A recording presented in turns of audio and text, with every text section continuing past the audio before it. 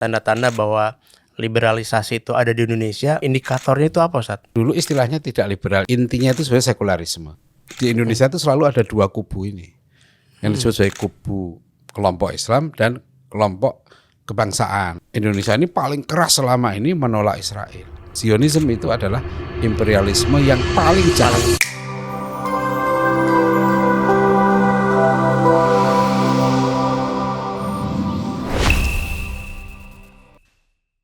Ketika Ustadz dan teman-teman INSIS itu sudah mulai melihat tanda-tanda bahwa liberalisasi itu ada di Indonesia, nah indikatornya itu apa, Ustadz?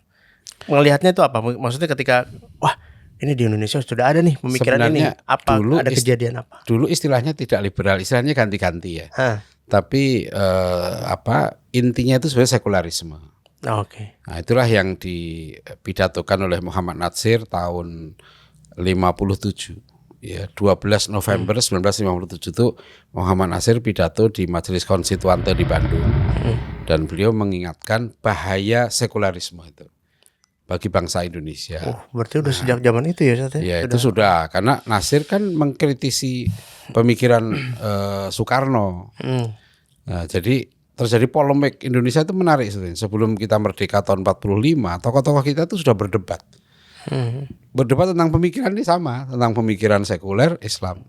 Sehingga di Indonesia itu selalu ada dua kubu ini, yang disebut sebagai kubu kelompok Islam dan kelompok kebangsaan. Sebenarnya kelompok kebangsaan kan kelompok yang tidak ingin negara diatur oleh agama. Agama ya. Nah, Bung Karno tahun 30-an itu sudah menulis beberapa artikel yang mendukung kebijakan Turki untuk membuat negara Turki modern itu. Kan kekhalifahan Turki runtuh 1924. Ya, jadi resmi 1924. Nah, itu sudah terjadi polemik, seru itu di Indonesia nih. Jadi selalu berpikir negara merdeka nanti itu agama diletakkan di mana? Apakah agama yang mengatur negara? Nah, terjadilah perdebatan yang panjang di BPUPK, nanti di Konstituante. Tapi hebatnya tokoh-tokoh Indonesia itu selalu dia bisa kompromi. Gitu. Berdebat tajam karena kita ada tujuan untuk merdeka, ya sudah. Yang penting kita ada kesepakatan bersama. Nah, itulah nanti lahirnya Piagam Jakarta, Pancasila 18 Agustus ya, 1945. Ya. Nanti keluarnya dekret 5 Juli tahun 59. Nah, itu sebenarnya bentuk-bentuk kesepakatan sampai sekarang. Oke. Maka kita bisa bersepakat sebagai bangsa meskipun perbedaannya sangat tajam. Nah tadi karena Ustadz menyebut Piagam Jakarta, saya jadi kayak pengen belok dulu, Ustadz. Piagam Jakarta ini juga kan ada kisah yang menarik ya, Ustadz, katanya ya. Bukan katanya, memang ada tertulis di sejarah gitu ya. Ada satu perkataan, 17 Agustus kita bertahmid, 18 Agustus kita beristighfar. Itu katanya ucapan itu berkaitan dengan Piagam Jakarta. Itu konteksnya apa, Ustadz, pada saat itu? Dan ucapan siapa ya?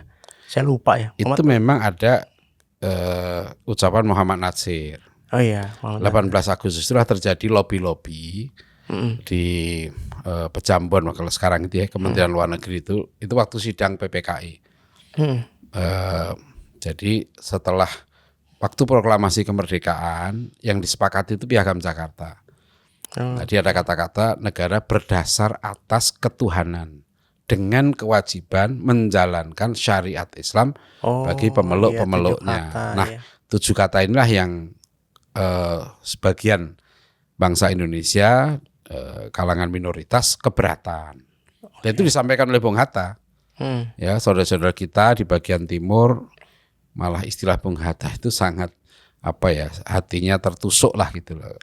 Sakit hati kalau ini nggak diganti. Akhirnya Bung Hatta melobi tokoh-tokoh Islam. Dan karena Bung Hatta orang yang sangat dipercaya oleh tokoh-tokoh Islam, ya berhasil lah kira-kira gitu. Daripada bangsa kita pecah, yuk kita sepakati ini rumusan baru. Nah, jadilah rumusannya ketuhanan yang Maha Esa. Tapi ada komitmen waktu itu Bung Hatta dengan tokoh-tokoh Islam itu, ketuhanan yang Maha Esa itu maknanya tauhid loh. Ya. Nanti ini ditegaskan lagi dalam Munas Alim Ulama NU di Situbondo bulan Desember tahun 1983.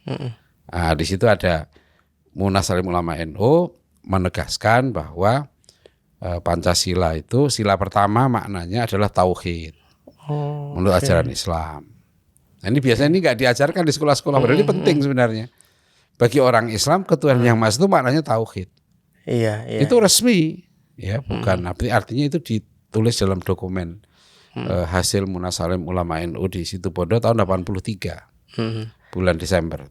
Berarti konteks kalimat itu memang Muhammad Nasir pada saat itu memang ya bersedih mungkin atau kan ada, gini ya, sebetulnya itu bahasa diplomatik ya Pak Nasir itu bahwa ketuhanan yang maha asalnya kan dengan kewajiban menjalankan syariat Islam bagi pemeluk-meluknya eksplisit.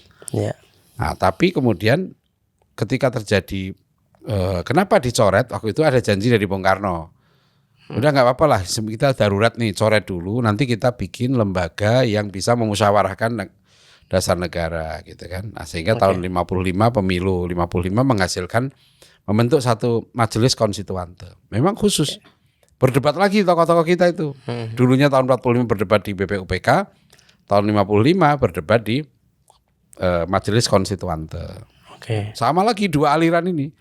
Yang satu ingin negara merdeka, negara Indonesia diatur dengan Islam, yang satu tidak ingin. Nah, itu dua, makanya disebut selalu dua arus ini. Nah, terjadilah sekarang kompromi gitu kan. Ada yang bilang nasionalis religius. Ya. Beberapa partai sekarang kayak Demokrat, Gerindra, itu kan ingin menggabungkan tuh. Kita nasionalis tapi religius. Dulu istilahnya nasionalis sekuler, nggak mau agama. To the point, nasionalis sekuler.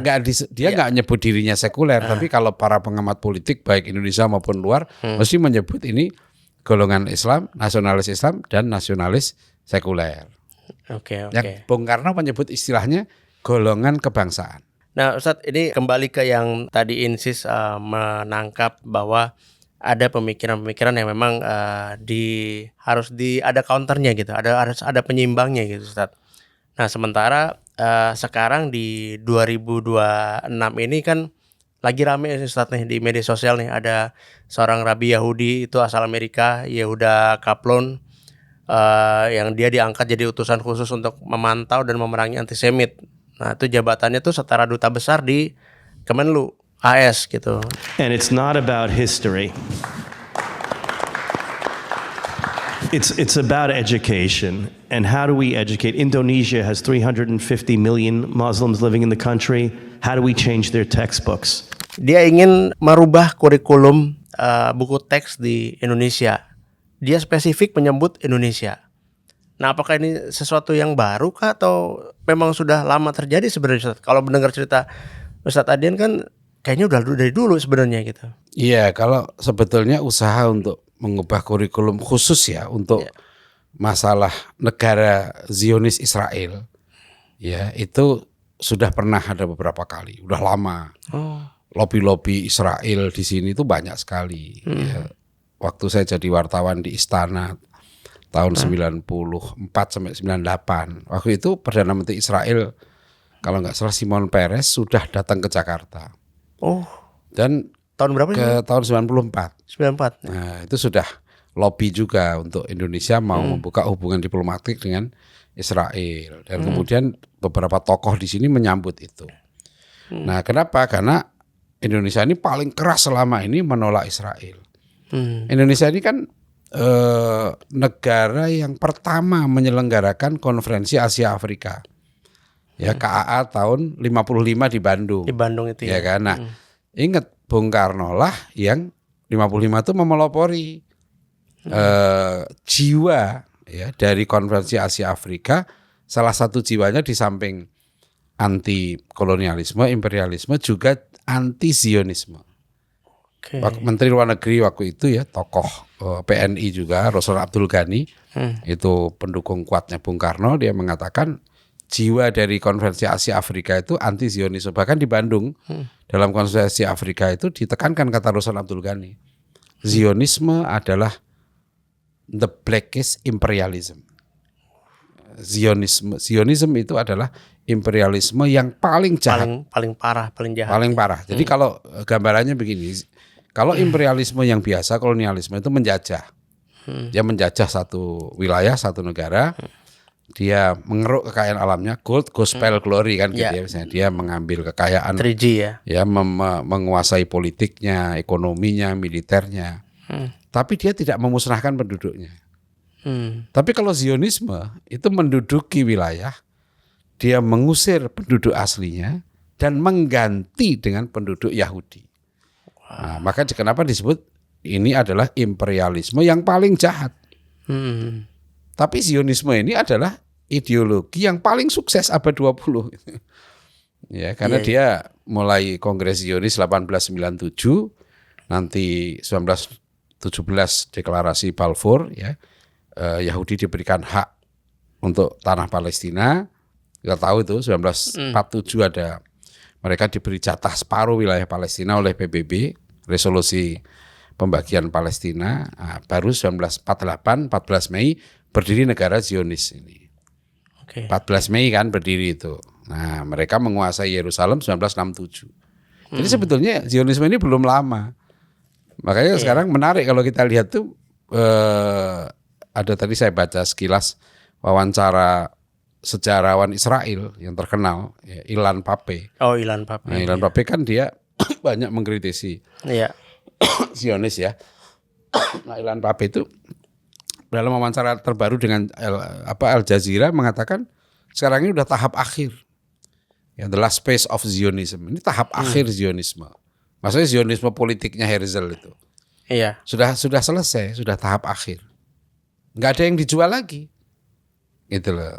Mungkin udah nggak kompatibel juga mungkin Ustaz. Nggak kompatibel. Jadi kan Israel dulu jualannya apa sih? Mengapa mereka harus punya negara sendiri? Kan idenya dari Herzl. Ketika Herzl menulis buku Der Judenstaat itu kan, negara Yahudi, dia pikirannya kan Herzl itu sebetulnya minoritas waktu Zionis ini karena mayoritas orang Yahudi menolak idenya Herzl. Iya. Karena mereka sudah nyaman seperti sebagian besar di Eropa itu. Iya. Nah, tapi mereka kan selalu mendapatkan penindasan. Tiap ada masalah Yahudi disalahkan. Akhirnya muncul ide dari Herzl karena Yahudi ini tertindas di mana-mana. Untuk menyelamatkan orang Yahudi, maka orang Yahudi harus punya negara sendiri. Gitu. Iya. Nah, itulah gagasan Zionis. Nah, jadi akar masalahnya kan Yahudi tertindas kan gitu. Yahudi dianiaya di mana-mana. Sekarang kan nggak layak lagi, bahkan dia penindas kan. Image-nya dunia sekarang kan sudah kebalik. Sudah bukan dia lemah. Jadi kan Zionis itu berpuluh tahun menggambarkan dirinya sebagai David melawan raksasa-raksasa Arab yang disebut dengan Goliath. Ya kan, David and Goliath. Nah, citra yang dia pertahankan selama ini, image bahwa kami terancam, kami tertekan, kami kecil. Nah, itu sudah nggak difahami lagi, sudah nggak bisa dipertahankan lagi. Dulu jualannya korban, sekarang jadi pelaku malah. Iya kan, sekarang kan dia selalu mengatakan itu kan, kami ini korban, kami menyerang ini karena kami membalas aksi balasan kan gitu. Ingat logikanya Menlu kita dulu Bu Retno kan gitu. Nah kalau menyerang membalas kenapa seperti ini gitu? Ini bukan membalas, ini genocide. Iya, membalasnya nggak seimbang. Iya, memang dia mau membasmi bangsa Palestina ini. Gitu.